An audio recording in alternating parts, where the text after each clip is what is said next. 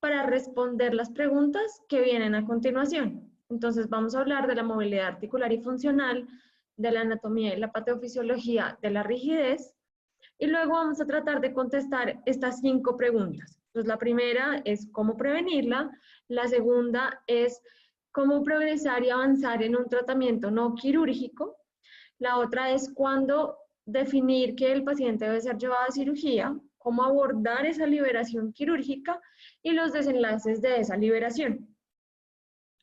Les cuento que yo ya había revisado como una parte inicial de este tema y en esa revisión, digamos que habían 2 artículos muy buenos de la revisión de tema, con todo muy completo, con la discusión, digamos, de estos 5 puntos, con poca evidencia, y la nueva revisión y actualización que hice de este tema, pues me muestra que no hay mucho más. O sea, salió una revisión nueva 2019 que dice lo mismo. ¿Listo? Entonces, pues a pesar de que está planteado como preguntas, lastimosamente la evidencia que hay para discutirlas realmente es poca. Vamos a hablar entonces de la movilidad articular, que es nuestro primer tema. La movilidad articular va a depender de muchos factores. Dentro de esos factores van a estar la estabilidad ósea, la sensibilidad que sea adecuada, que haya integridad muscular, integridad de la piel, que las articulaciones sean congruentes, que haya una buena función de los tendones y que haya flexibilidad articular adicionalmente. Sí, doctor, de como casi todo en mano, así tal cual, pero más, me pareció a mí. Entonces, todo esto, al verse alterado por cualquier efecto, dentro de muchas causas que se nombran al de la rigidez, pues la primera que lee uno es trauma, por todo lado. Las siguientes son enfermedades crónicas, degenerativas, agudas, congénitas, idiopáticas y metabólicas.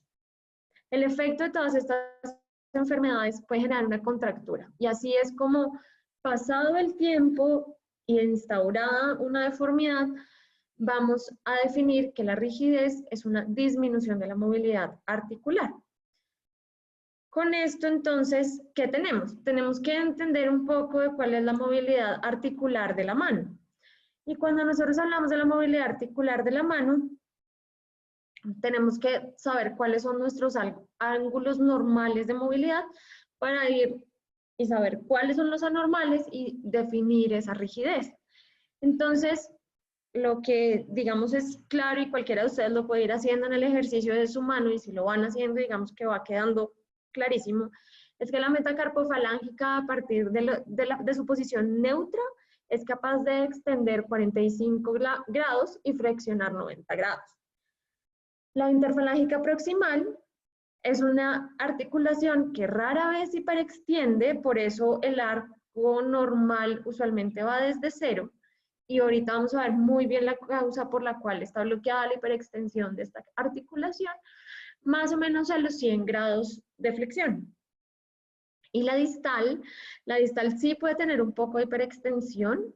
Está descrito que el dedo que más hiperextiende es el índice, hasta 30 grados, pero la mayoría de los artículos definen su normalidad desde los 0 a los 80 grados de flexión. Y en la articulación del pulgar, que hay, digamos, muchos más arcos de movimiento, pues hacia la flexión y extensión hablamos que la interfalángica proximal va de 15 grados en hiperextensión de su posición neutra a los 80 grados de flexión. La metacarpofalángica hiperextiende 10 grados y fleja 55, y hay que acordarse que estos 55 grados tienen un rango realmente bien grande. Listo, ese rango tan grande es porque es una articulación que a veces puede tener hasta 5 grados de flexión y se considera normal, no se va a considerar rígida si su mano comparativa es igual, si la otra mano tiene el mismo arco de movilidad.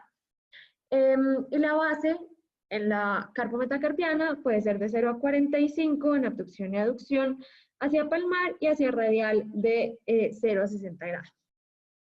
En la muñeca, pues, digamos, repasándolo muy rápidamente, extiende hasta los 80 grados, fleja también, pues, un poco más, puede llegar uno a tener 93 grados de flexión.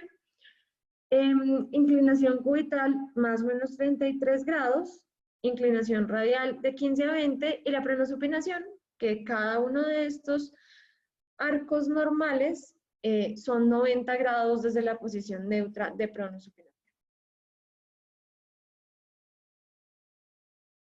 Esto no pasa, perdona. Ya. Entonces, cuando se altera la movilidad articular en la mano, pues hay realmente un impacto muy importante en la calidad de vida, porque hay funciones tan básicas como la pinza, el agarre y el puño que pueden verse afectadas. Cuando hablamos de movilidad funcional, entonces la movilidad funcional son aquellos arcos que a pesar de estar limitados en su función, nos permiten hacer y cumplir con actividades básicas, y esas actividades son la pinza, el agarre y el puño. Y la definición de esto fue algo en lo que estuve más o menos 3 días buscando cuál es ese arco funcional de cada una de las articulaciones de los dedos, incluido el pulgar, y es muy difícil de encontrar. En la muñeca son muy claros, no vamos a hablar de la rigidez en muñeca realmente por la extensión del tema, pero lo podemos programar. Pero la extensión, digamos, funcional y los arcos funcionales están definidos con una extensión de 30 grados, flexión de 5, desviación radial de 10, cubital de 15, y supinar y pronar 50 grados desde la posición neutra. Señora. ¿Aló? ¿Alguien dijo algo? ¿No? No, señora. Es que escuché a alguien. Estás oyendo visiones. Estoy oyendo visiones, sí. Entonces, pues, ¿qué piensa uno a partir de esto? Y es que nosotros, digamos, en otro tipo de enfermedades y patologías, proponemos la artrodesis como un tratamiento. Entonces, la artrodesis está basada en determinar cuáles o muchos de las propuestas y la técnica quirúrgica nos muestra hasta qué grado de flexión nosotros podemos llegar sin perder la mayor parte de función de la mano. Entonces, pues vamos a discutir esto otra vez más adelante, pero si uno quisiera tener un arco, un valor cercano a la movilidad funcional, digamos que yo pienso que los valores de la artrodesis, en el caso de hablar de la rigidez, pudiera ser útil. No definitivo para definir, no definitivo para el tratamiento, pero sí para darle a uno como una idea de qué tanto puede estar afectada la función de la mano si supera estos valores. Entonces yo ahorita me voy a detener muy bien y les voy a explicar este artículo más adelante, pero dada la duda puse esta diapositiva también acá. Vamos a verla igualita más adelante. Y otra de las cosas que quiero nombrar respecto a la movilidad de la mano es la siguiente. Esta es como mi definición después de toda la lectura de la movilidad activa y pasiva de la mano. ¿Sí? O sea, yo no encontré la definición para la mano, pero si uno va a hablar de este tema y del tratamiento de este tema, tiene que tener muy claro estos dos conceptos, que es la movilidad activa y la movilidad pasiva. Cuando yo hablo de movilidad activa, estoy hablando de aquel movimiento que el paciente genera que depende completamente de la movilidad intrínseca y extrínseca del paciente y que no va a tener una ayuda externa. ¿Listo? ¿Eso qué quiere decir? Que yo le digo al paciente, haga un puño y el paciente cierra el puño. ¿Listo? Y cuando defino movilidad pasiva, estoy hablando del movimiento que sí es asistido, que tiene una ayuda externa, el paciente usualmente no participa con una contracción de la musculatura intrínseca o extrínseca de la mano. Con estos dos puntos vamos a trabajar mucho el tema del desarrollo de cómo abordar el tratamiento quirúrgico.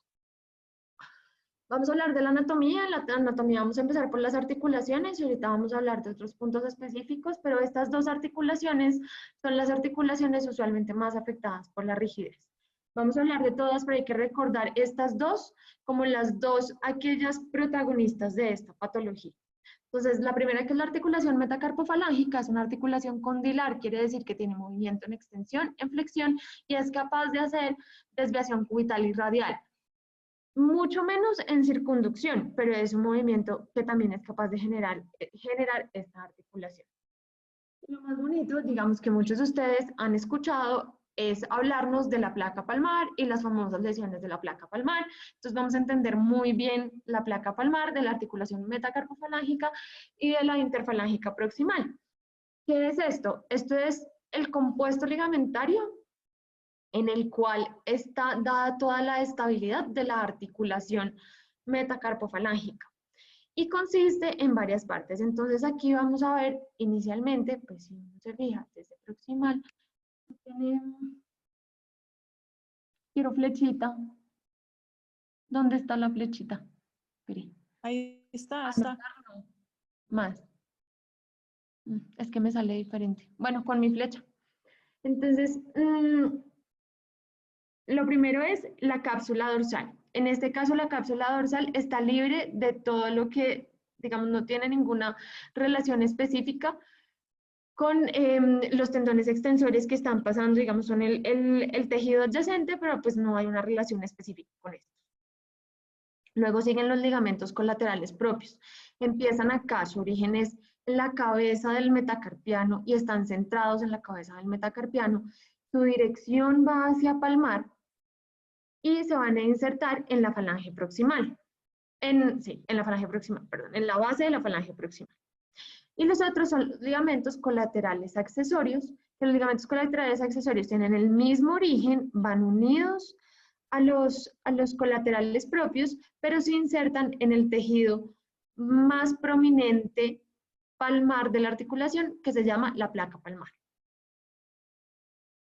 Digamos que de estos, en este caso uno no puede decir, no puede establecer como que uno u otro sea más importante, pero estos dos, su función más específica es que estabilizan esta articulación, pues por ser una articulación tan móvil. Y esto, pues esto es más o menos la razón como de todas las inmovilizaciones en la mano. ¿Qué pasa con los ligamentos? Los ligamentos tienen un fenómeno en el que durante su extensión está relajada tanto la cápsula como los ligamentos. Y en la flexión, la tensión va a aparecer en los ligamentos colaterales. Al estar tensos, ¿qué quiere decir? Que los ligamentos en flexión están manteniendo su longitud. Y si mantienen su longitud, la posición en la que están ubicados, si yo los dejo inmovilizados mucho tiempo, pues están conservando la capacidad de volverse a extender. Este efecto pues está descrito y denominado como el efecto Camp o el efecto Leva, y quiere decir que, digamos, no es lo más usual que cuando estén en flexión los ligamentos tengan su mayor longitud. Entonces, esto sí ocurre en la metacarpofalángica. ¿Y por qué ocurre? Porque es la forma de estabilizar esta articulación. Y otro de los factores importantes que generan estabilidad aquí es que durante la flexión aumenta el área de contacto de la articulación. Entonces, esta es la razón por la que inmovilizamos a los pacientes en la posición o pues en la férula que ustedes conocen como la férula de Woolharter o el intrínseco plus, para No, mantener la longitud. esto que te iba a decir, Peque, hay una razón anatómica por la cual eso que estás diciendo sucede. ¿Te la sabes? Aparte de todo lo que ya has dicho que es correcto, hay una razón anatómica específicamente por la cual se explica eso. Pensaría que es la cabeza del metacarpiano, La porque forma de la cabeza del metacarpiano. sí. Aquí en este no puedo porque no estoy en el iPad, pero bueno, si su merced ve el centro de giro de la cabeza, donde está, del centro de giro, o sea, del centro de giro de la cabeza hacia distal, tiene un diámetro que le vamos a llamar A, ¿cierto? Del Sí. centro de giro hacia palmar, tiene un diámetro que se llama B. A es menor que B. Luego, Sí. cuando tú extiendes, queda suelto porque, pues porque la dirección, o sea, la distancia entre el centro de giro y la articulación, pues es menor. ¿Sí me expliqué? Sí, Si sí, no, sí. deme un instante, me conecto desde el iPad para poderle pintar. Mientras tanto, siga. No, eso lo entiendo, pero si para alguno de los residentes eso no es claro, eso es como lo más importante de Eso es esta lo más charla. importante. Levante la mano. Pintemos, Alguien que... pintemos. Entonces, deme Esa un es la instante, dificultad del efecto Leva entendiéndolo, exacto, porque es exacto. que yo Si me sea da, capaz. si me da un segundo, me conecto desde el iPad y les pinto, ¿vale? Deme un Entonces, instante. sigo y La, vuelvo una gotica. Laurita, ¿y cuál es la razón funcional para que eso exista así? De hecho, ¿para qué se necesita que eso sea así? Doctor Pinilla, lo que yo he entendido es que la articulación debe tener más estabilidad durante la flexión. Y esa sería una razón. Y la otra razón es porque la placa palmar, que ya lo vamos a ver ahorita, también tiene la capacidad de contraerse, la de la metacarpofalángica, no la de la interfalángica, durante la flexión. Entonces, la placa se está ajustando al acortamiento que adicionalmente está generándose en la placa y está estabilizando, digamos, esta mayor área de contacto de la articulación. No sé si usted tenga otro concepto, es súper Sí, bienvenido. la idea es que cuando uno abre la mano, adapta la mano al objeto que va a coger. Entonces, Sí. necesita que los dedos se puedan abducir y aducir de acuerdo al tamaño del objeto que vaya a coger. Pero cuando ya lo va a agarrar y los va a tener fuerte, necesita sostenerse firmemente para que no se le suelte el objeto. Por eso cuando hay inflamación, digamos como en la artritis reumatoidea, que se inflama y se pierde la tensión apropiada de los tendones, de los ligamentos, pues los dedos se van a deformar en el sentido en que más se utilizan, es decir, cargando cosas, entonces se van hacia la desviación cubital.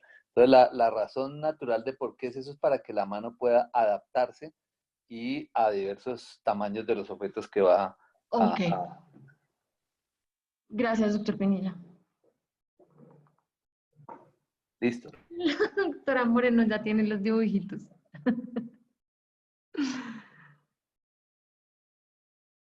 Ya, es que casi, mientras puedo pintar, no puedo abrir el micrófono, perdóneme ya. Entonces, mire, creo que la negra era la que preguntaba. El centro del eje de giro de la articulación, ¿cierto? O sí, el eje está aquí, ¿cierto? Perdón, en azul. Está aquí.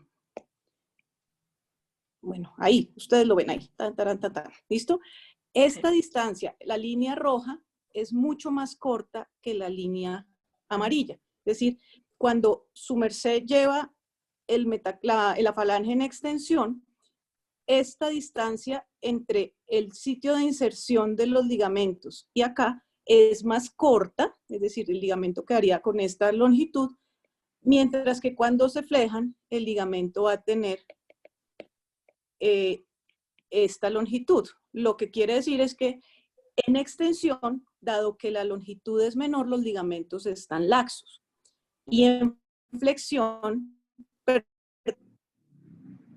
sí, los ligamentos están laxos porque Está esta bien. distancia es menor. Y cuando se flejan de 90 grados, están completamente tensos porque la distancia de giro y la inserción del ligamento es mayor. ¿Es claro, Negra? Sí, señora. Súper. Si uno ahora lo mira fijándose en esta comparativa de la posición del ligamento colateral propio, pues de verdad ve la diferencia en la longitud durante la flexión y durante la extensión. ¿Se ve? Más o menos, ¿me lo inventé? Entonces, esa es la razón por la que siempre nosotros molestamos con que la metacarpofalángica debe quedar inmovilizada, idealmente a 90 grados. Esta es la razón.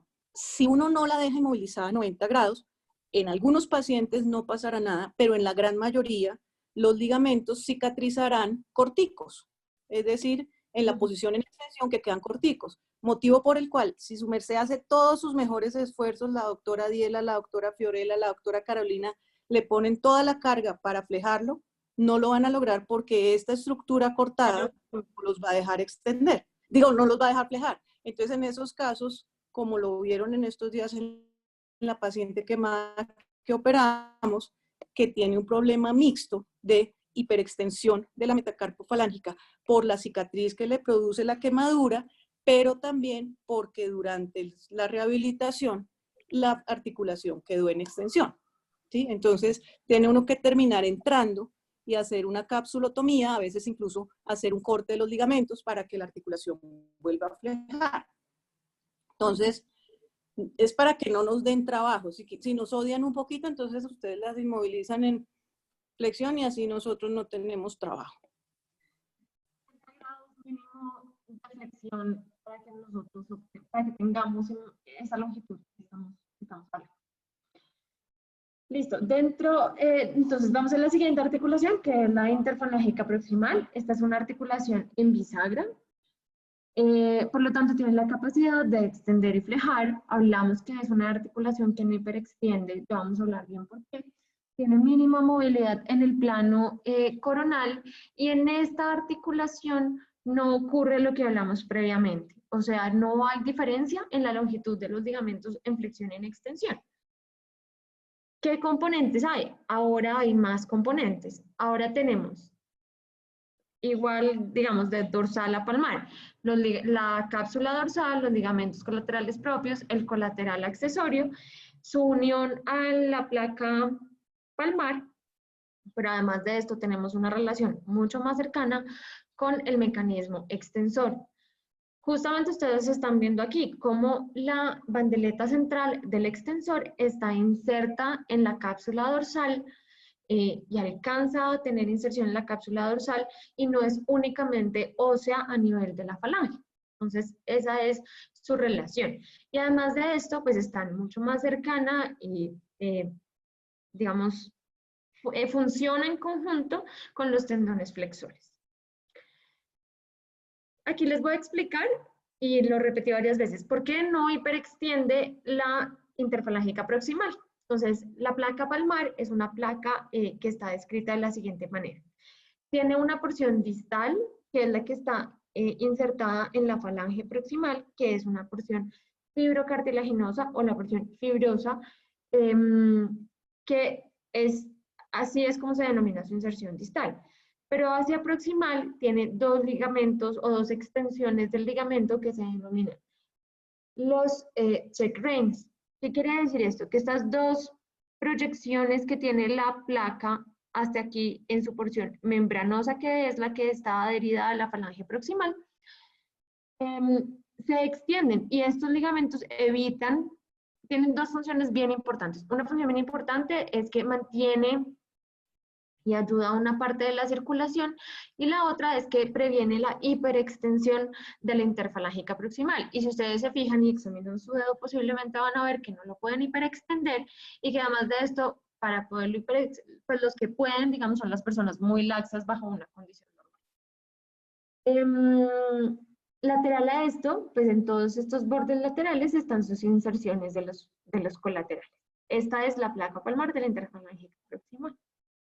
Lo otro que tiene la placa palmar y que uno puede comparar entre las dos placas palmares, y lo nombraba también ahorita, es que la placa palmar de la metacarpofalángica, que es la que está en la parte, los dos dibujos de la parte de arriba, durante la flexión tienen un cambio en la longitud, mientras que la interfalángica proximal no tiene ese cambio en la longitud.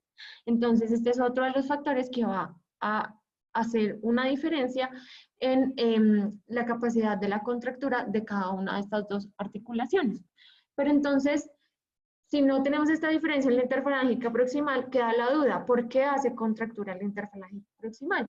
Muchas veces, cuando vemos una contractura en esta articulación, digamos que en la forma más común como nosotros la vemos es después de un trauma, y una puede ser su relación con los flexores, cuya posición y tensión es hacia la flexión de la articulación, y ahí es donde se empieza a crear la rigidez con el tiempo. Y la otra, pues es que igual que la otra placa palmar y la otra articulación, también tiene una cápsula, unos colaterales y una placa palmar, que con el tiempo pueden hacer restricción de la movilidad. Por último, la interfalángica distal es un poco más rara la rigidez. Ahorita, Señor, voy a meter la cucharada. bienvenido. No para decir nada, sino un chisme, como dicen. Sí. Algunos autores clásicos han comparado la interfalángica proximal con la rodilla, pero obviamente diciendo que no tiene ni meniscos ni ligamentos cruzados. Pero digamos que morfológicamente se asemeja muchísimo. Y si uno mira la estabilidad y todo eso es muy similar a la rodilla. Así es. Sí, señor. Listo. Y la distal, pues es también una bisagra. Es mucho más raro que veamos rigidez en esta articulación. Digamos que la mayoría de los casos en los que no ve una deformidad, pues tenemos un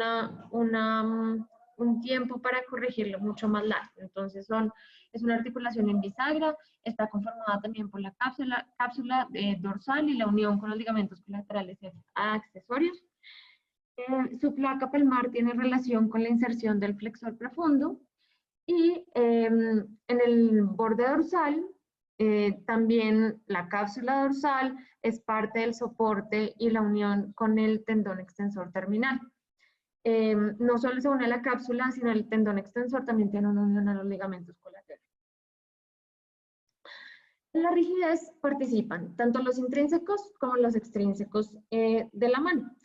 ¿Cuál es la función que ellos tienen? Ellos también tienen la capacidad de deformar la articulación o de generar movimiento adicional que puede con el tiempo generar contractura. O incluso ellos mismos pueden presentar la contractura. ¿Listo? Entonces, aquí están los músculos lumbricales, los interóseos palmares y dorsales y el mecanismo extensor, que ya vimos que está muy relacionado con las inserciones en los bordes dorsales de las articulaciones. Entonces, en cuanto al origen, los lumbricales tienen la función de extender la interfalángica proximal, vienen del tendón del flexor profundo, y además también dan una mínima flexión a la metacarpofalángica. La contractura de estos muestra, digamos, la contractura crónica y el acortamiento crónico también puede generar esta deformidad que estamos viendo acá. Digamos que en el movimiento funcional de la muñeca es una ayuda, pero si estos mismos llegan a tener contractura y este es un tipo de rigidez, pues vamos a ver que la interfalángica tiene algo la metacarpofalángica se flexiona un poco y se extienden en mayor medida la interfalángica proximal y menos la distal. Y en cuanto a los interóseos pues sabemos que tenemos 4 dorsales, 3 palmares. Los dorsales hacen abducción y una flexión débil de la interfalángica proximal.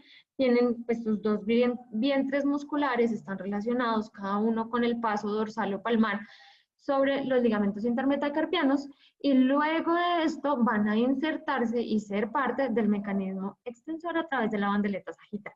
Entonces, son otros que en su función pueden generar deformidad o crear y aumentar la deformidad dada por adherencias.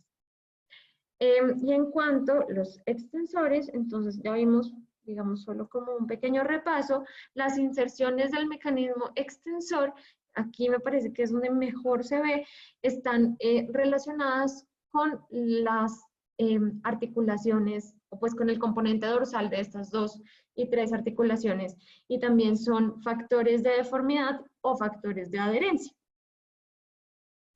Listo. Eso era como el repaso de anatomía grande y súper importante para esta patología. Entonces vamos a empezar con la fisiopatología. Nosotros podemos tener el origen de la rigidez en cualquier tejido.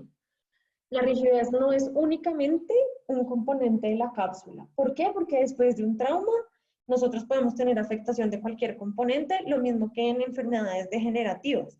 Lesiones de piel, de fascia, de músculos, de tendones, la cápsula y el hueso. Hay textos donde sacan las deformidades óseas y la pérdida de relación articular de su componente óseo de la revisión de rigidez.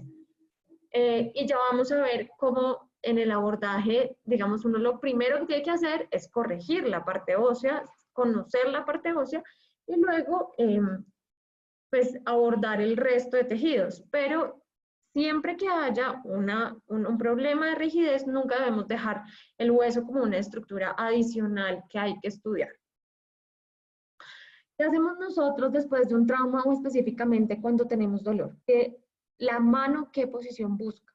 Entonces, la metacarpofalángica se deja extendida porque es la mejor posición de reposo ante el dolor. ¿Qué hablamos ahorita? Que si nosotros tenemos la metacarpofalángica en extensión, tenemos acortamiento de los colaterales. ¿Qué es lo otro que tenemos? Que la interfalángica se fleja, o sea, el paciente va a tratar de mantener doblado el dedo, guardado el dedo ante el dolor, y esto va a hacer que la contractura sea crónica a nivel de la cápsula y los ligamentos. Y el metacarpiano del pulgar lo llevamos en aducción, o sea, lo acercamos y cerramos el primer espacio de la mano. Entonces, ante el dolor, la respuesta es esta. ¿Qué hace el dolor? Pues dejarnos los dedos en las posiciones más rígidas posibles. Y cuando hablamos de la fisiopatología, independientemente de las lesiones que nosotros tengamos, que aquí las estoy nombrando y repasando, y yo creo que lo que pues vamos a seguir abordando y dándole más énfasis son a las lesiones postraumáticas o quirúrgicas, pues cualquiera de estas cosas va a generar edema, isquemia y cicatriz. Y con el paso del tiempo, pues esto es lo que nos va a crear una patología de rigidez. Entonces vamos a ver esto en un componente de 3 columnas para entender la fisiopatología y el proceso en el que una lesión llega a la cicatrización y cómo todo esto va a hacer que de forma pues casi definitiva tengamos lesión de cualquiera de los tejidos, la piel, el músculo, la fascia, los tendones. Lo primero que ocurre es que hay inflamación, llegan factores quimiotácticos en respuesta a una lesión o a una injuria. Esto nos lleva a un aumento de la permeabilidad capilar y con esto sabemos que ocurre una de las cosas, digamos, más importantes y más generadoras de rigidez, que son el edema y el dolor. Cuando hay edema hay menor movilidad y menor función. Y aumenta el depósito de fibrina y fibrinógeno para avanzar en el proceso de cicatrización. Todo esto va en pro de la rigidez. Lo siguiente es que hay una producción de nuevo tejido, entonces se van a reclutar los factores inflamatorios, remueven la necrosis, pero aparecen las metaloproteinasas, cuya función es llevar fibroblastos, generar angiogénesis y hacer un depósito de colágeno. Y finalmente se va a hacer una remodelación, pero esta remodelación no es la remodelación original del tejido, esta es una remodelación patológica en la que hemos tenido un depósito desorganizado de colágeno y mucha participación de la fibrina, el fibrinógeno y los fibroblastos. Todos estos en conjunto, pues que son como todos los nutrientes y los que van a trabajar en la cicatrización de los tejidos cartilaginosos y fibrosos y de membrana, pues van a hacer que aumente el entrecruzamiento de las fibras de colágeno, que haya una diferenciación fibroblástica y finalmente se forme una cicatriz. ¿Qué quiere uno? Que la cicatriz se forme en la posición en la que nosotros podemos recuperar la movilidad de la articulación. Por eso es tan importante el concepto que hablamos de la placa palmar de la metacarpofalángica. Listo, entonces ya repasamos este pedazo grande, ya tenemos en cuenta, ya tenemos, espero yo, claro, todo el tema de la movilidad articular, la anatomía y la patofisiología. Si hasta aquí hay alguna pregunta, la podemos resolver ahorita, en este momento.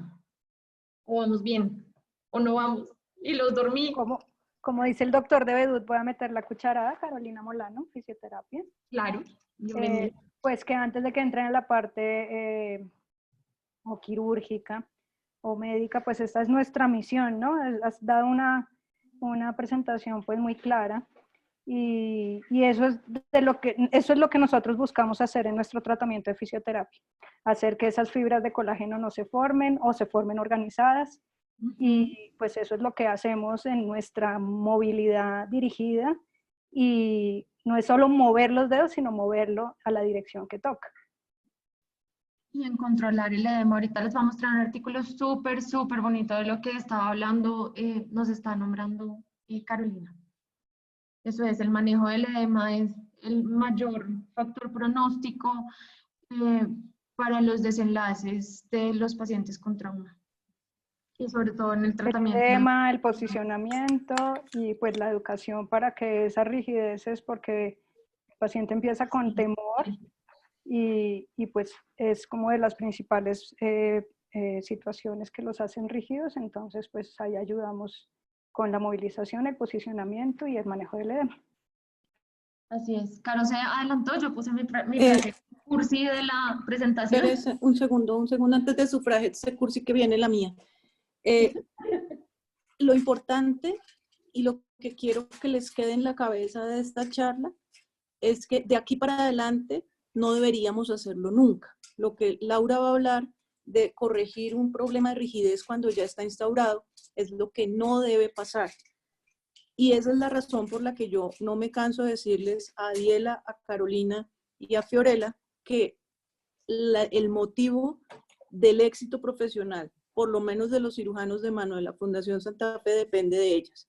Entonces, es muy importante que de aquí en adelante tenemos que saber, pero no deberían llegar nuestros pacientes a ese extremo, ¿vale? Así es. Así es, así es. Creo que ya, pues, Carolina resumió esto mejor que pues, cualquier cosa y se anticipó en un muy buen momento pues, a saber que la prevención está basada en que nosotros seamos capaces de hacer al paciente entender que el proceso de cicatrización y la inflamación después de una lesión pues son factores súper importantes en el desenlace del tratamiento de cualquier lesión de la mano, y que si uno realmente es capaz de educar al paciente en esto y hacerlo entender esto, pues va a tener los mejores resultados posibles. ¿Listo? Entonces, Y quisiera decir también que no es a corto plazo, es a muy largo plazo con mucha constancia y con no solo terapia, sino manejo del paciente y plan casero. Entonces, digamos que eso también es parte de la información médica al paciente, que de pronto una interfalángica proximal se vuelve rígida y es muy común encontrar esos esguinces o lesiones que parecían pequeñas de dedo con tendencia a rigidez, y hay que educar al paciente que es un proceso continuo, constante y prolongado, que en el momento no se va a mejorar en 10 sesiones de terapia, 10 días seguidos, no, sino que va a ser un tratamiento y va a ser mucho plan casero. así es. Entonces, vamos a nombrar como los puntos claves en la prevención.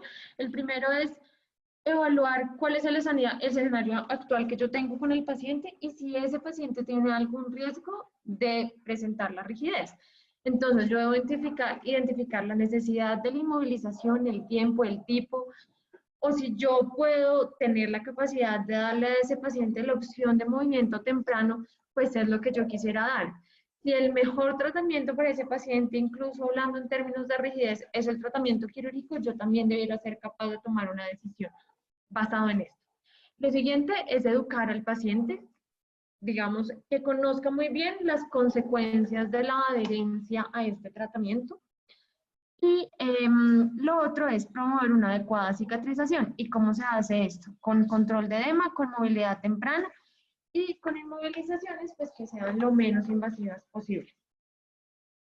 Lo otro finalmente, digamos que ya nos compete también, es definir si ese tratamiento quirúrgico que necesita el paciente es el más adecuado y sobre todo si lo puedo realizar en un momento temprano en el que yo luego no vaya a tener que pelear, digamos, con la rigidez más el procedimiento en un mismo tiempo.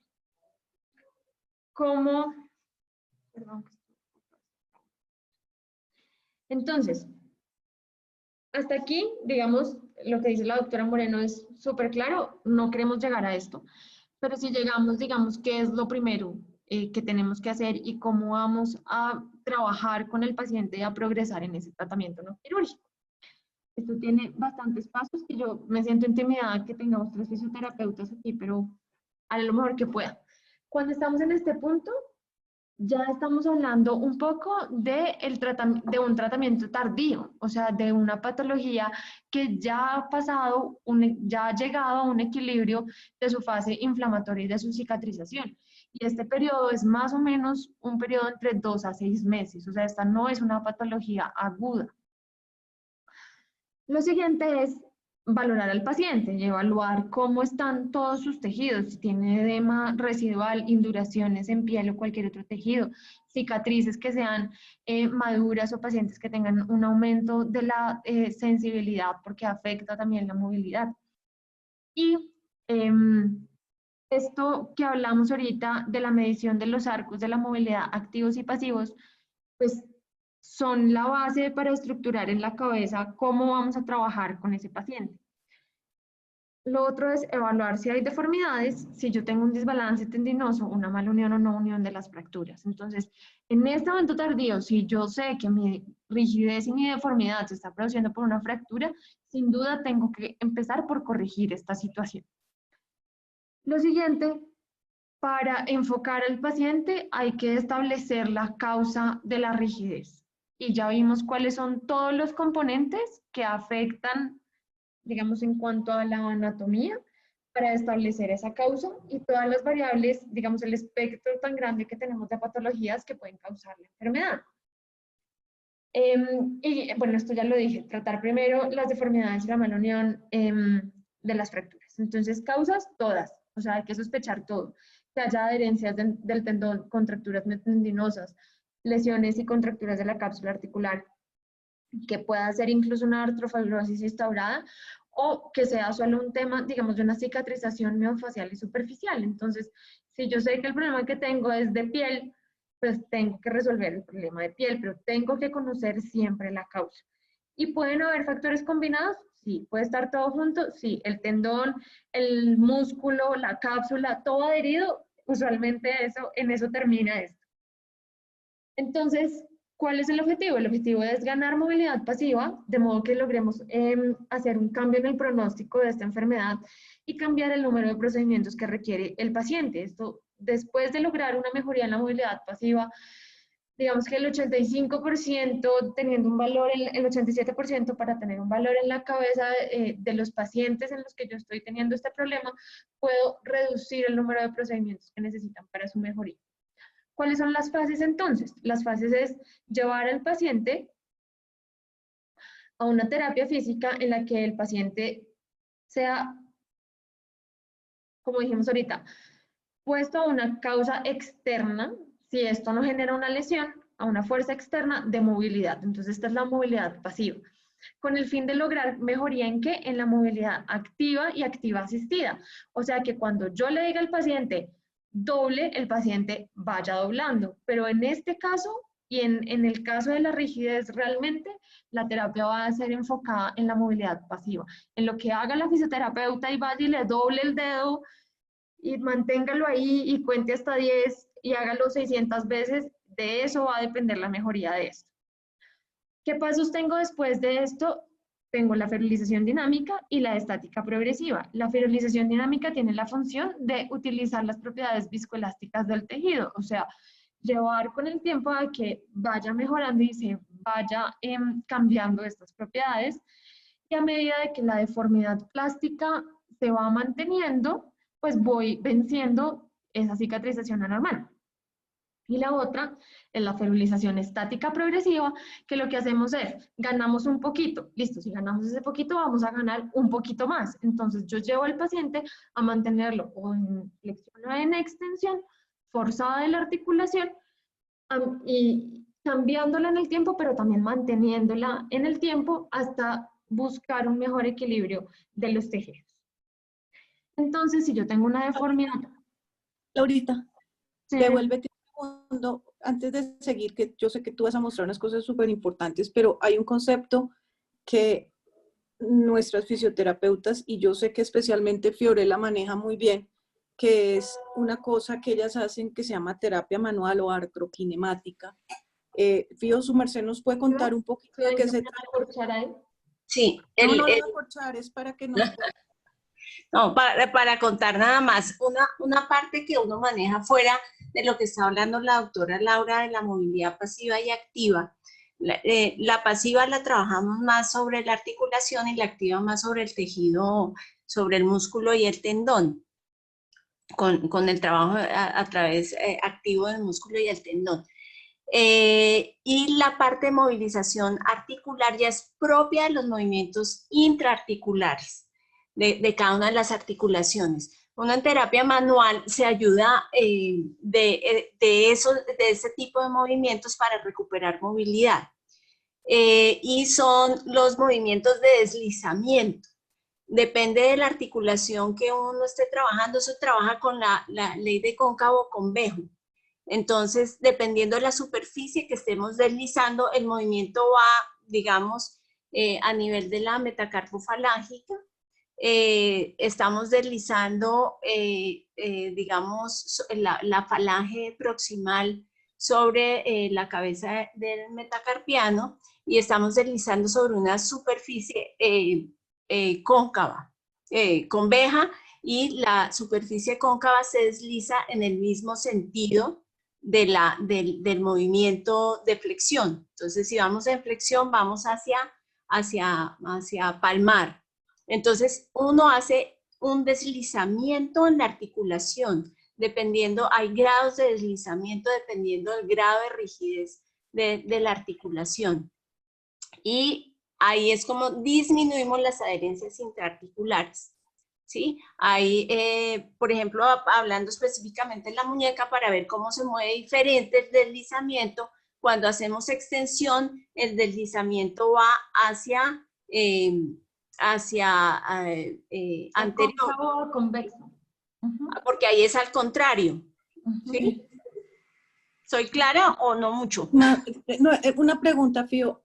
Sí. Cuando tú dices que se hace la movilización de la articulación, ¿incluye como una tracción de la articulación? Por decir algo, si estás moviendo la interfalange. Uno trabaja, son digamos 3 movimientos. Uno es de tracción, el otro es de compresión de la articulación y el otro es de deslizamiento como tal. Se pueden hacer... ¿Deslizamiento significa mover o casi como hacer el símil de ir a como a luxar la articulación? Es que no entiendo. Es como ir a hacer la luxación, digamos, de la articulación. Okay, es como moverla, pero no en el... Okay.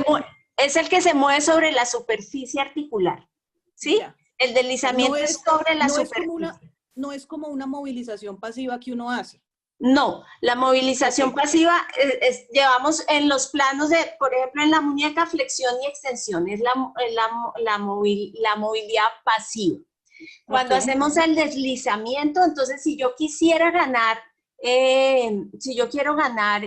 extensión, yo empiezo a deslizar la muñeca porque estoy deslizándome sobre una superficie conveja, ¿cierto? Sí.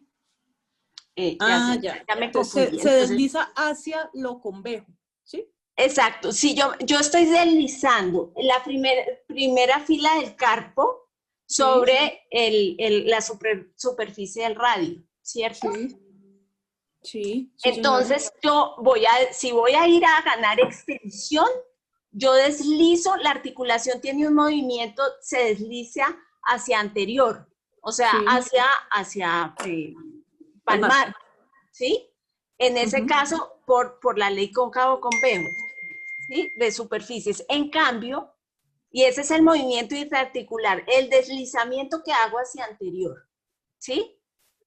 Pero es el movimiento intraarticular, ¿sí? Yo llego, por ejemplo, si estoy ganando extensión, llego hasta el máximo de extensión, ahí me quedo y empiezo a deslizar la articulación, la primera fila del carpo sobre el radio hacia anterior, ¿sí?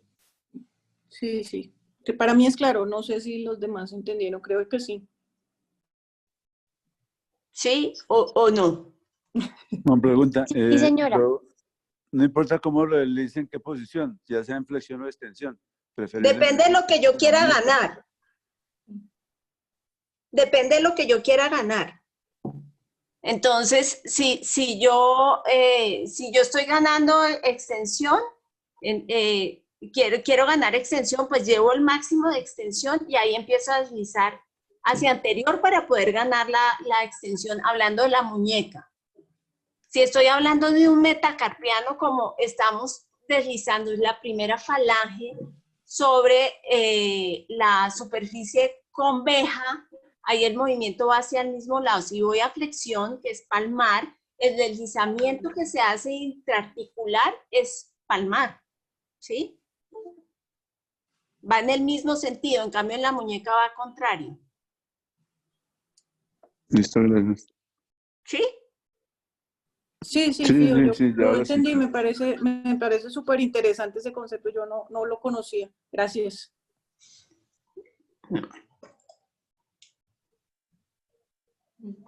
Entonces, bueno, eso es, digamos, en la parte de deslizamiento articular, y es una de las partes que uno a veces se queda corto en trabajar solamente el movimiento activo y pasivo, y hace falta esa parte intraarticular para ganar movilidad, para disminuir las adherencias intraarticulares. Y se gana mucho más la movilidad. Okay. Súper, súper, súper bacano. La convexidad buscando la longitud, o sea, en ese momento estoy yo en un punto de mayor longitud sobre lo cual estoy trabajando. Es cierto cuando estoy hablando de eso, pero aquí lo que busca sencillamente es seguir el movimiento propio de la articulación. Entonces es poderlo llevar hacia donde se mueve dentro, el deslizamiento intraarticular, ¿sí? Okay. Es más por eso, depende de cada articulación que esté trabajando. Eso varía para cada articulación hacia dónde yo deslizo. Y lo otro que decía la doctora antes de la tracción y la compresión, o sea, uno puede hacer deslizamiento con tracción, puede hacer solo tracción, o solo deslizamiento, solo tracción, o deslizamiento y tracción. Se pueden combinar. Y uno trabaja en esos porcentajes de deslizamiento, que uno habla de un punto de movilización, y cuando pasa el 50% de deslizamiento propio de la articulación, está hablando de una manipulación, que es lo que hacen los quiroprácticos, que hacen ya manipulaciones. Ok, chévere, chévere, buena cosa. Listo, sigamos, Laurita. Estos son los dos ejemplos de fotos de qué cosas, o digamos, ortesis existen y están descritas, son un montón, y vi muchas fotos y seguro Adielita se ha inventado otras 8, y pues así, pero que busca uno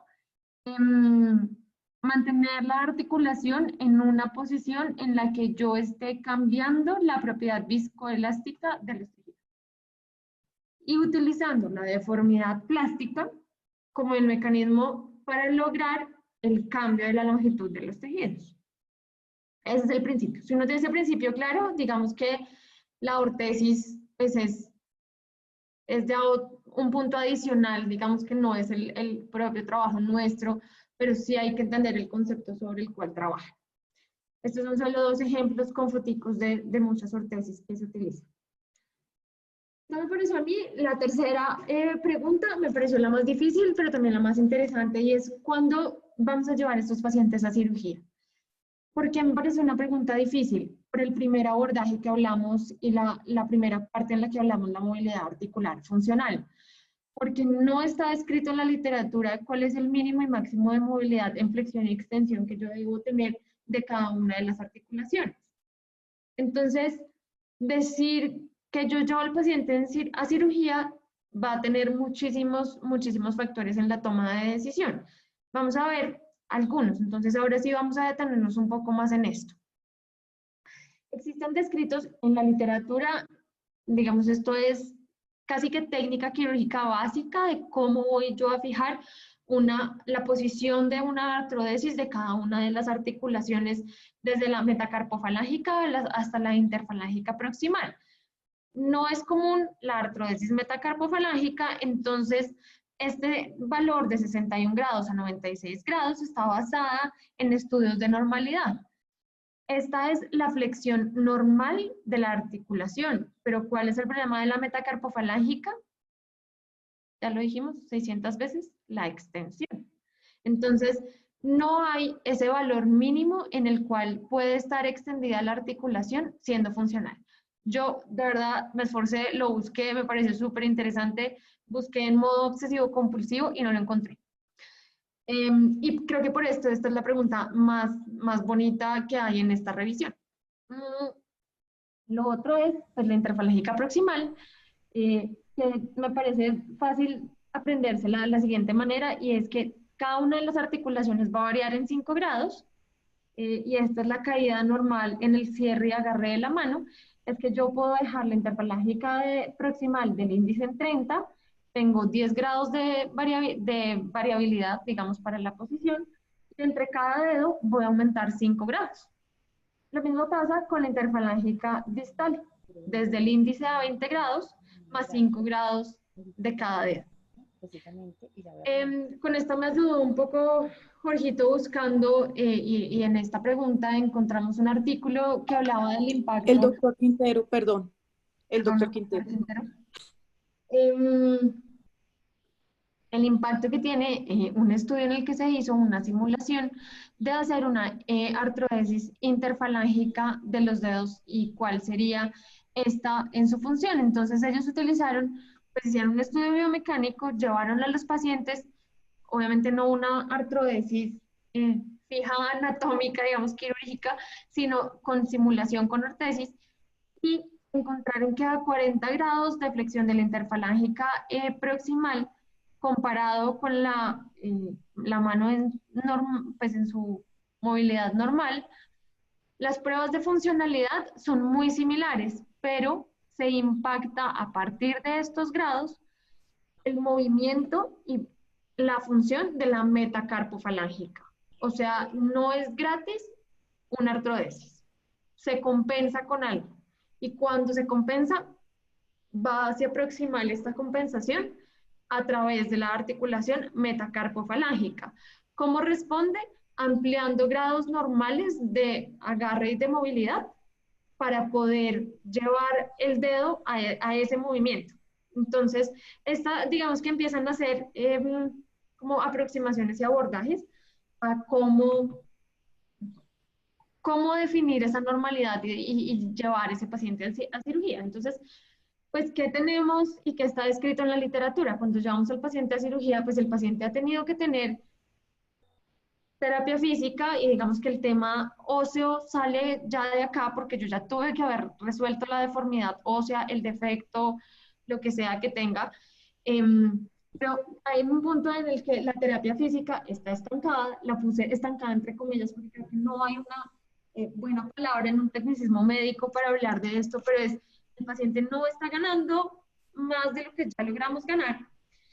Y además de eso, yo tengo el paciente con una alteración funcional, que aquí está incluido el dolor, o restricción de actividades básicas de la vida. ¿Qué quiere decir esto? Que si el paciente es pianista, pues yo tengo que tener en la cabeza que el paciente es pianista y tengo que individualizar la necesidad del paciente. Pero la regla de oro, número 1, es tener una causa establecida. Saber qué tengo yo como origen de la rigidez. Esto es el abordaje, esto nos acerca a la respuesta. No hay respuesta, realmente objetiva, medida y demás, no hay respuesta. Este artículo nos da otra ayuda y es un artículo en el que hicieron una simulación también de fijar un dedo con una inmovilización y lo hicieron con cada dedo de la mano y evaluaron la función. Y lo que querían ver era si los dedos adyacentes tenían una pérdida de su función. ¿Y qué encontraron? Encontraron que inmovilice usted cualquier dedo o tenga rigidez en cualquier dedo. Bueno, esto tiene un pequeño sesgo. Este estudio está hecho en extensión del dedo, incluida metacarpofalángica e interfalángica proximal. Y acordémonos que la deformidad más común sí es la extensión de la metacarpofalángica, pero la flexión de la interfalángica proximal. Entonces, este puede ser un sesgo, no se asimila para todos los pacientes, pero es una herramienta adicional dentro de lo que hay. Y es que ellos vieron que cualquier dedo afecta la movilidad de los demás dedos de la mano. Los dedos adyacentes son los más impactados. Entonces, vamos a ver estas columnas. ¿Qué quiere decir las columnas? Cada uno de estos, pues, nombra uno de los dedos, índice, medio anular y meñique. Y nos nombran además el porcentaje en el que se reducen los arcos totales de movilidad de los dedos adyacentes. Entonces, si uno mira cuál es el dedo más afectado, el dedo que más afecta, el anular. Esa fue una conclusión que ellos obtuvieron. ¿Qué vieron respecto al anular? Que puede afectar entre un 26 y un 45% la movilidad normal de los demás dedos de la mano. Y que es el que más restringe la capacidad de hacer de tener una mínima distancia pulpejo-palma, y hasta un 30% de los pacientes tenía 40 milímetros de distancia de pulpejo-palma. El que menos afecta, cosa que me pareció muy extraña, fue el índice, la inmovilización y la rigidez en extensión del índice tiene el menor impacto sobre los demás dedos de la mano.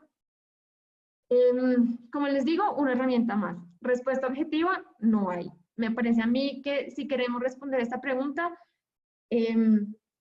llegamos solamente a la conclusión de hay que individualizar al paciente y hay que saber que si hay un efecto, el hecho de tener un dedo rígido, o sea, causa morbilidad en la mano, causa pérdida de la función. Y ya, entonces, ¿qué hago yo? Pues hablamos de que teníamos que tener una causa establecida. Y aquí empieza como la parte que me parece a mí un poco más difícil de la presentación, y es que hay tantas causas, que hay tantas propuestas de tratamiento y tantas formas de abordar a ese paciente que hace que este tema pues sea complejo. Entonces, evaluemos sobre los 4 iniciales que hablamos. Hablamos piel, tendón y músculo, cápsula y hay daños en la articulación. ¿Qué me causa esto? Tanto deformidades en extensión como en flexión, cada una de ellas por una causa específica. Entonces, problemas de la piel pueden ser en flexión, cicatrices o la contractura de Dupuytren, pues que es la deformidad, digamos, más como clínicamente clara que uno busca cuando tiene esta deformidad, o el diagnóstico que uno busca.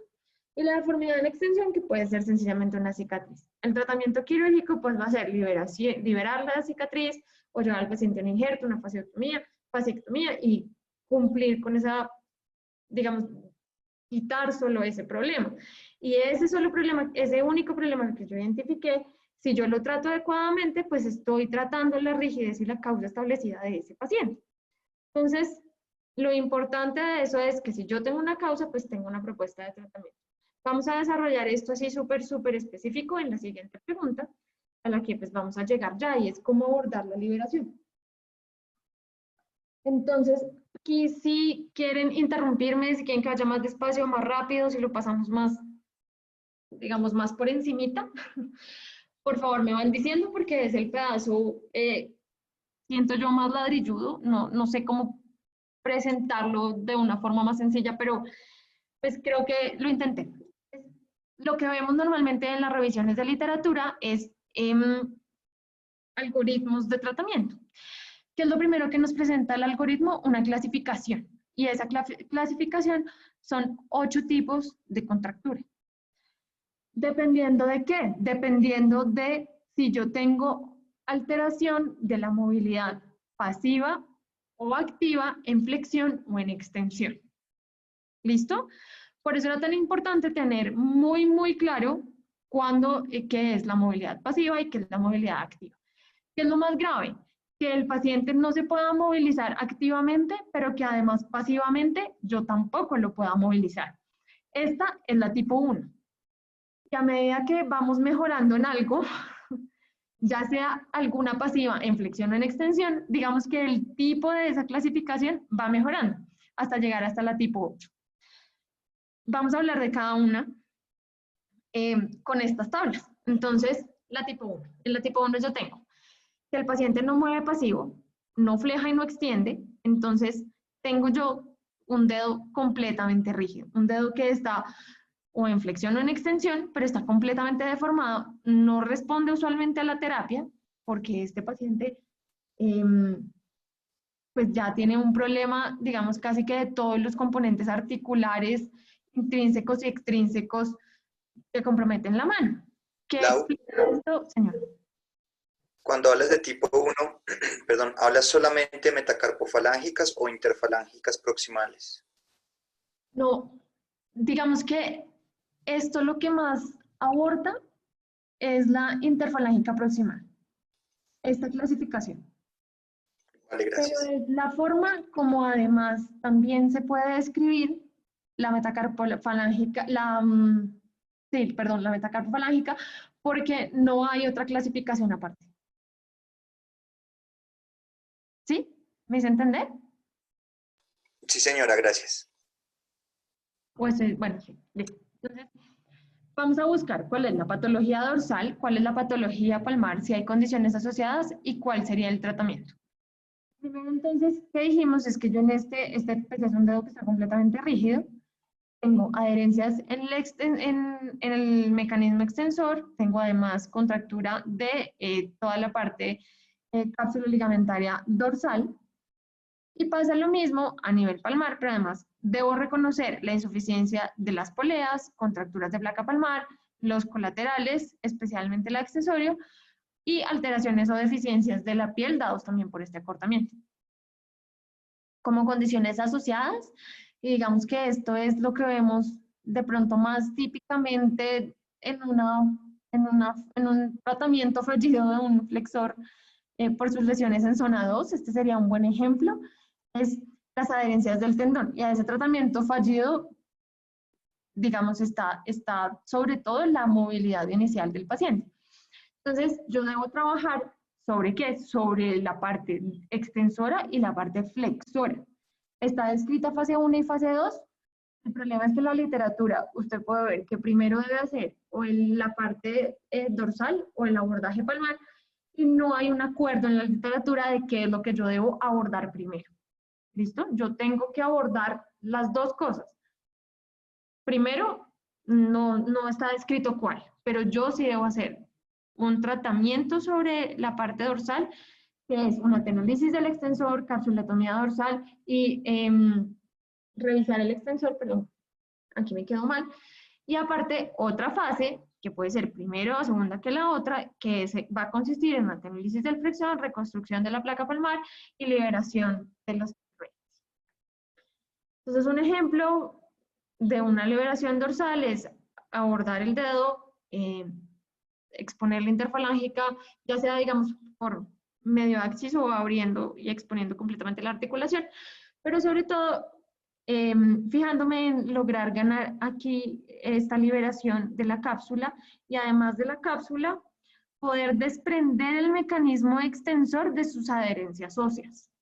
Y no sé si ven aquí muy bien cómo se ve con el free, uno tratando de hacer toda esta separación y esta liberación. Tip pues súper importante es, yo no debo lesionar, y en esta imagen se ve muy bien, las inserciones del mecanismo extensor, ¿no? La tipo 2 es que yo tengo una limitación pasiva de la flexión pasiva, pero el paciente logra extensión activa. Entonces, esto normalmente se atribuye a patologías dorsales en las que hay adherencias de los extensores y contractura, sobre todo, de la cápsula dorsal. La patología palmar, pues digamos que no debiera haber, porque el paciente está logrando hacer una extensión activa, digamos, tiene una pasiva completa. Y las condiciones asociadas pues van a ser rupturas tendinosas o adherencias tendinosas, y debo trabajar también sobre los dos componentes, dorsal y palmar, con capsulotomía, dorsal, palmar, revisión del flexor, tenolisis del flexor y reconstrucción de cualquier tendón asociado que yo vea. Entonces, cuando yo veo además que necesito mejorar y ganar esta longitud, pues yo puedo abordar toda la parte dorsal. Estos son dos ejemplos que aplican también para la primera descripción, que es cómo ganar longitud sobre la cápsula dorsal y sobre el mecanismo extensor, y cómo hacer una adecuada liberación de los ligamentos colaterales. En el tipo 3 yo tengo una flexión activa que está limitada con una extensión pasiva que está limitada. Entonces, ¿qué quiere decir esto? Que si yo le digo al paciente que doble, el paciente pues, activamente va a tener que generar un esfuerzo, pero pasivamente lo va a lograr, y la extensión va a estar limitada. Entonces acá, digamos, esta es una lista de todas las causas de patologías palmares, que serían las más frecuentes afectadas, y el tratamiento de cada una. Adherencias del tendón, para lo que necesitamos una tenolisis, rupturas tendinosas que requieren reconstrucción, insuficiencias de polea, donde hay que reconstruir la polea, contracturas de placa palmar, que requieren una liberación del check-rein y de la placa palmar, contracturas de los ligamentos colaterales, que requieren su liberación, y adherencias de la piel, o incluso hay pacientes que pueden, durante la revisión y el abordaje, perder porcentajes de piel que van a necesitar cubrimiento. Entonces, esto digamos que es una liberación, una contractura en flexión, donde yo lo que busco y lo que voy a incidir son los ligamentos colaterales, voy a abrir, voy a liberarlos, y como lo nombré ahorita, una parte del paquete vascular atraviesa en la placa palmar, distales a las inserciones de los check reins, y esto es clave porque hay que respetar esa vasculatura, pero hay que liberar el check rein. Entonces yo ahorita les muestro una de las imágenes, estas imágenes, que nos dejan ver muy bien cómo yo tengo que hacer una liberación a través, ya sea pues, de su borde más dorsal, para que cuando yo lo libere, pues yo no vaya a lesionar la vasculatura de la placa.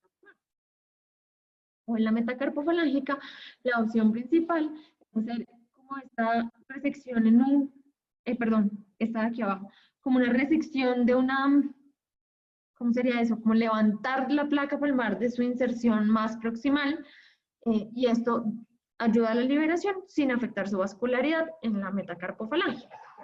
Esto es un abordaje, un procedimiento quirúrgico de cómo se vería la liberación y cómo uno aquí debiera poder identificar en la articulación los ligamentos colaterales. Esto además se hace a cada lado del dedo, o sea, no podemos nunca hacer el tratamiento y la liberación de los check reins en un solo borde. Siempre deben liberarse borde radial y borde cubital. Vamos por mitad, perdón. Si quieren que pase más rápido, paso más rápido. Esta es la parte dura. Tipo 4. Flexión activa que está limitada, extensión activa que está limitada. O sea, el paciente pasivamente tiene una buena movilidad, pero activamente hay limitación. Y se explica con una patología dorsal y una patología palmar, porque hay déficit en flexión y en extensión. Las causas dorsales pudieran ser subluxaciones del extensor, alargamiento extensivo de alguno de los tendones extensores, y en la patología palmar, adherencias o rupturas de tendón. Debe hacerse también una reconstrucción en 2 fases. No sé si están viendo, pero sistemáticamente, siempre que está afectada tanto flexión como extensión y hay una patología dorsal y una patología palmar, el abordaje es en los 2 sitios. Tipo 5 es una limitación para la extensión pasiva únicamente, entonces esto quiere decir que tenemos solo patología palmar dada por contractura de la placa palmar, el colateral accesorio, lesiones de la piel o fibromatosis palmares, y el tratamiento es específica para cada uno de estos con liberaciones de la placa, de los ligamentos, la fascia y pues lo que hablamos de la piel, la liberación de las cicatrices y el cubrimiento si se llegara a necesitar. La tipo 6 es una flexión activa limitada. Entonces, nuevamente, lo que vamos a tener es una patología palmar, usualmente dada por adherencias de los tendones que van a requerir una tendinitis. La tipo 7 y la tipo 8 son, para la tipo 7, que la flexión pasiva esté limitada. ¿Qué quiere decir esto? Que yo tengo como tal una patología que está generando un bloqueo, y estas son las 7 y la 8. Si es sospecha, digamos, de dorsal, una contractura por cicatriz, y palmar, un bloqueo, y va a requerir el tratamiento, digamos, de estos. El más común en bloqueo óseo son los topes óseos por formación de osteofitos o fracturas que quedan desplazadas, hacen una malunión y aumentan los topes. En la tipo 8 sería una limitación para la extensión activa que va a tener un origen en una patología dorsal y tendrían como origen una ruptura de los extensores, ya sea de la bandeleta central o de la localización terminal, y el tratamiento es la ferulización. O sea, ¿qué es esto? Un dedito en martillo o una botonera. Algunos de estos pues, pueden requerir reparación del tendón extensor y reconstrucción. Como hablamos además de los lumbricales, tenemos también que hacer un esfuerzo por reconocer las contracturas intrínsecas, y son, digamos, puntos que yo no he visto que sean fáciles de entender y de abordar, pero me di cuenta leyendo que no hay que olvidarlos, y es que nosotros en algunas ocasiones vamos a necesitar liberaciones de la musculatura intrínseca, y esta va a ser la única manera en la que vamos a lograr mejorar la función de la mano, porque está, digamos, localizada y es específica a este nivel. Y para terminar, última pregunta. Desenlaces de la liberación. No encontré mucho en la discusión. encontré este artículo en el cual ellos buscan de forma retrospectiva cuáles son los pacientes que han requerido una liberación de la rigidez después de una fractura, que es pues, las causas que hablamos son las más comunes de rigidez.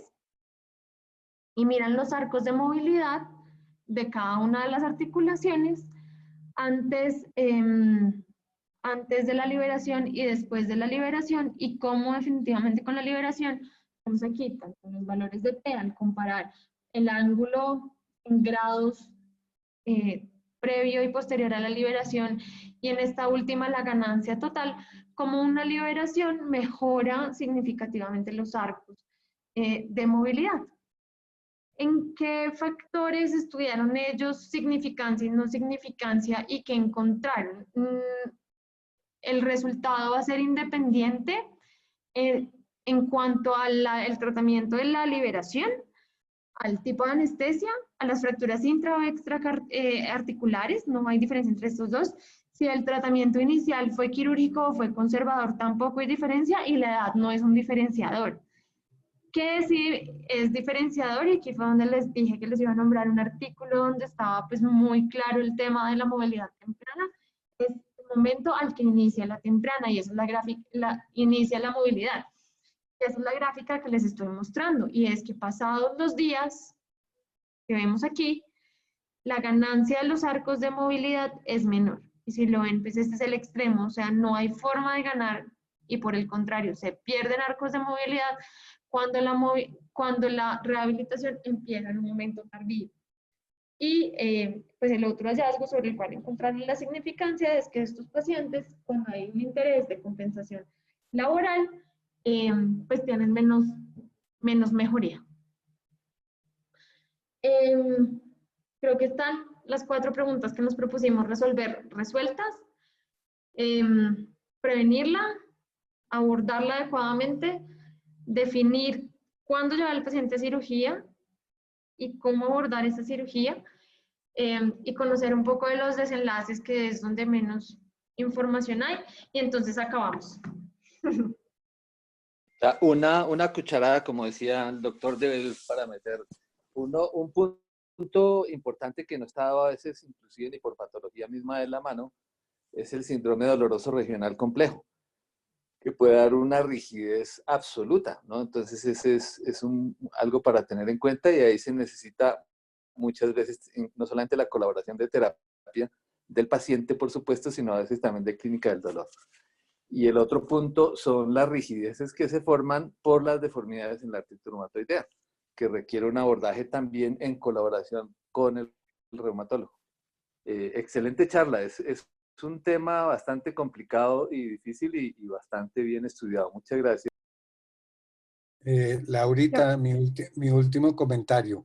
Al principio, en las primeras diapositivas, hablabas que la movilidad de la interfalángica proximal era de 100 grados, pero precisamente el Total Active Motion considera flexión de la metacarpofalángica 90, 110 de la interfalángica proximal, que tú decías que era 100, pero son 110, y 60 de la distal. Eso es lo que se ha considerado, pues, clásicamente el Total Active Motion. Muy buena revisión, es un tema sumamente extenso, y me parece que el enfoque fue muy objetivo de mirar de alguna manera todas las causas. Mil gracias. Yo quería decirles un ejercicio como para tener un tip que decía Laura, que cómo se evalúa la retracción de esta musculatura intrínseca. Entonces, pues si uno tiene las MFs en flexión y puede cerrar el puño completo, pues no hay una rigidez articular. Pero si lleva estas MFs en hiperextensión y no puede cerrar el puño completo, ahí es cuando diagnosticamos o hace el test de evaluación de esa musculatura intrínseca, y tenemos que trabajar en la flexibilidad de ellos. Eso, no flejan las interfalángicas proximales. No sé si una sugerencia, pero este tema es tan extenso y tan importante que yo creo que valdría la pena que nuestras terapeutas nos hicieran de pronto una charlita sobre el abordaje de la mano rígida desde el punto de vista de ellas. La organizamos, sí. Bueno, entonces les queda tarea y cuando esté lista me cuentan. ¿Puedo decir una cosita? Claro, todo lo que quieran. Cuando la doctora Laura habló de las férulas, me parece que están perfectas las que puso. Pero hay un principio también, y lo dice el doctor Brand, que todo lo que logramos a las patadas y de manera rápida se vuelve muy rígido por largo tiempo. O sea que todo el principio también es de baja carga sostenida. O sea, no tenemos que tratar, no podemos ser tan bruscas las terapeutas, las terapistas, porque eso se vuelve mucho más rígido. Y una situación que puede ser favorable no la podemos volver desfavorable. Eso es muy importante. Y en cuanto a lo que habló Fiorelita de la terapia manual y de la movilización, de pronto eso también nos puede aclarar algo. El juego articular intrínseco es la artroquinemática. Y como ella bien describió sus 3 movimientos, rodar, girar, deslizar, si eso está bien, yo voy a poder proyectar mi hueso largo en el espacio. Y eso es lo que conocemos como osteoquinemática. Entonces, la artroquinemática hace referencia a ese juego articular intrínseco de la articulación. Si eso lo ganamos, la osteo, o sea, proyectar el hueso en el espacio y realizar el movimiento, va a ser mucho mejor. Y las férulas, cuando uno quiere ganar movilidad, deben cumplir ese principio de baja carga sostenida. Entonces, ahí, en una de las fotos que mostró la doctora Laura con el elástico flejando y manteniendo en flexión la interfalángica proximal y distal, es clave, pero es muy importante también lo que decía Caro, el programa casero y que el paciente pueda tener como una adherencia con el tratamiento. Ni que abandone la mano, pero tampoco que se sobreactúe. Entonces buscar como ese equilibrio para tener mejores resultados. Pero sí me parece chévere lo de la intervención y la podemos hacer las 3. Muchas gracias. Cóncavo y convejo, que es muy... Sí. Muchas gracias. No sé si haya más preguntas. Laura, muy buena charla, de verdad, muy organizada, muy bien jalada. No, está muy bien, no tengo más comentarios. Muchas gracias. A ustedes, muchas gracias. Lau, muchas gracias. Muy buena charla. Excelente charla, Lau. Muy buena, muy completa, muy precisa. Muchas gracias. Bueno, muchas gracias y buena noche. Descansen. Buenas noches. Adiós. Para todos. Chao. Mañana revista a las 7, ¿no? No se hagan. Sí, señora.